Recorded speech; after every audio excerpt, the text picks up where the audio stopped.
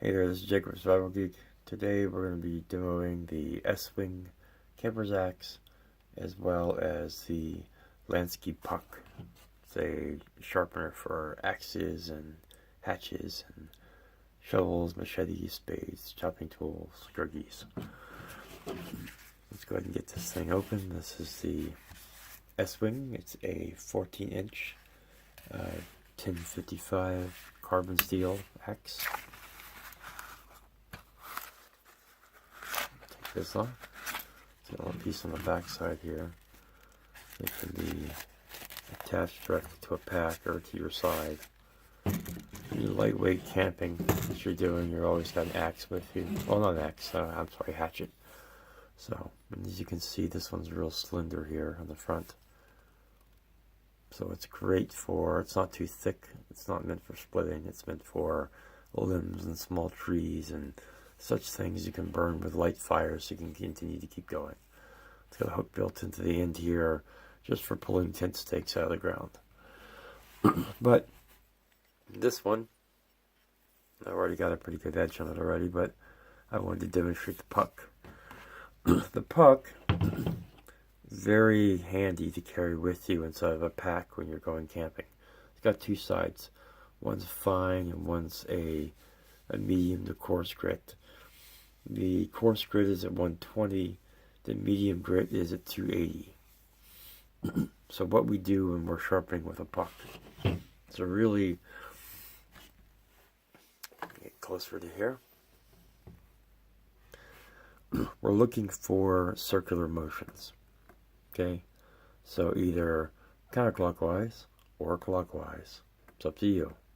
And we're also looking for it to be fast, okay? You can go slow, it's going to take several times longer to do the same job, but you're trying to go fast here so you can get it done, so you can get back to what you were doing before. If it's heavily damaged or extremely dull, you're going to start with the coarse side, and then when you're done, you'll move to the fine side. If you're just looking as a touch-up, you will start with just the fine side and end from there. You can use oil, you can use water if you prefer. You don't have to. I typically don't on mine. All oil or water really does is displaces the metal that is taken off the actual device itself. The tool itself. It takes so metal comes off and embeds itself into the stone.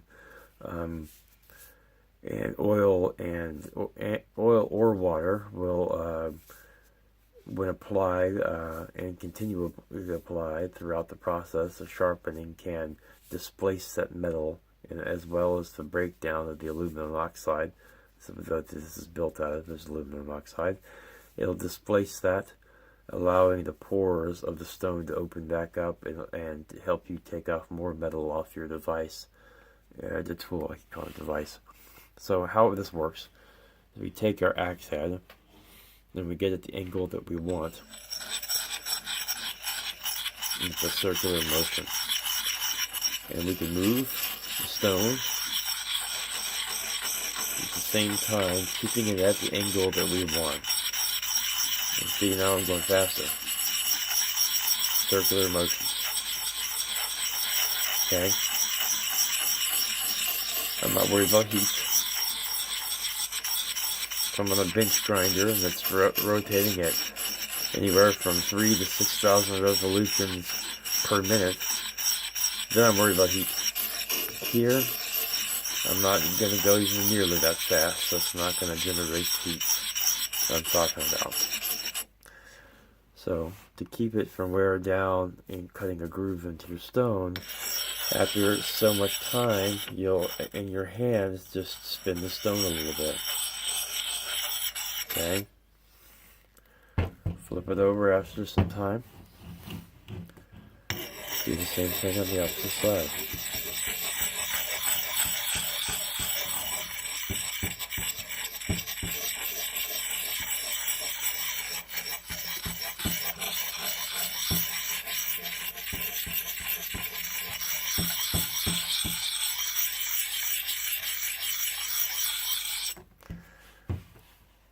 And feel your edge.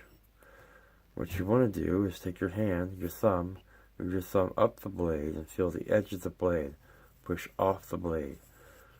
If it's smooth, pushing off the blade, then you're good. Go the other direction and do the same thing. Use your fingers. If you feel a bit of metal, what happens is you have your blade, and as I'm sharpening one side, the blade may turn, the tip of the blade may go in one direction.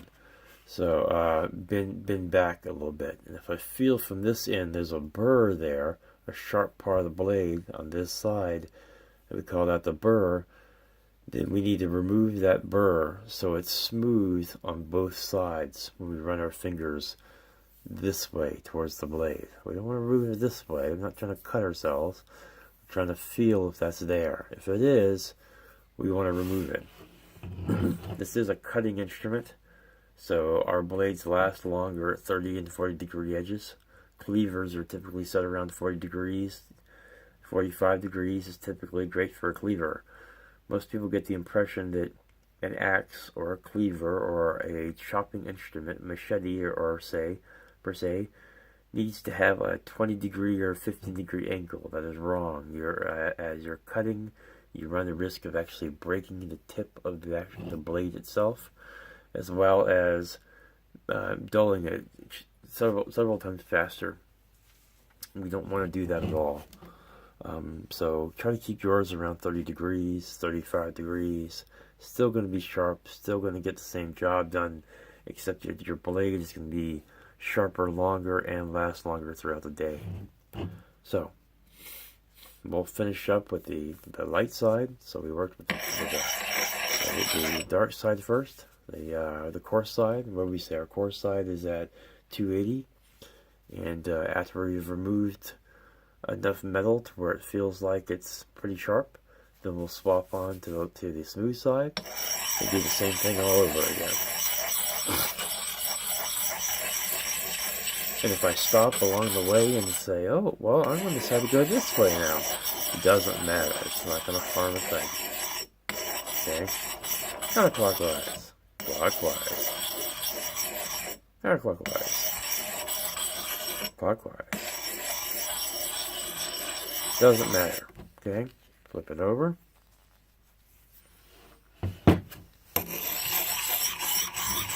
Circular motions.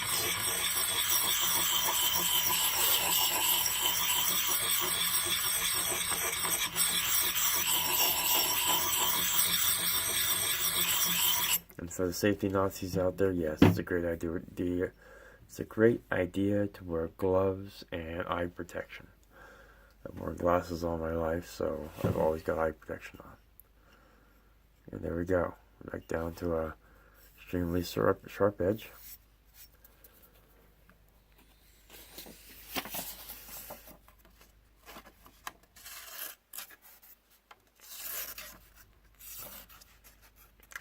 Yep, works for me.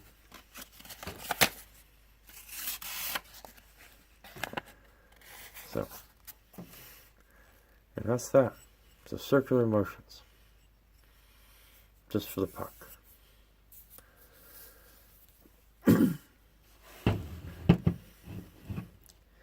So, the Lansky pucks are $7.50 on Amazon. Dual grit multi-purpose sharpener made of aluminum oxide. Wrap it inside of a handkerchief or a small hand towel. Toss it in your bag so it doesn't get on everything else. You can carry some oil with you to use. I've always used mineral oil for most sharpening needs. Mineral oil is also food safe. You can use it on knives to protect from rust on food type grade knives, steak knives, or chef knives, and it will protect them from rusting, as well as you can still use the knife afterwards on the food, and it has no negative aftertastes. And that is that. I will catch you guys in the future. Or any other types of hardware you have, CLP is a really good oil and cleaner. It stands for clean, lube, and protect. Spray all your hardware down, or knives, or such things like that for outdoor purposes, whatnot. I wouldn't want to eat CLP. So that is that, and I will catch you guys in the next video. Thanks for joining me.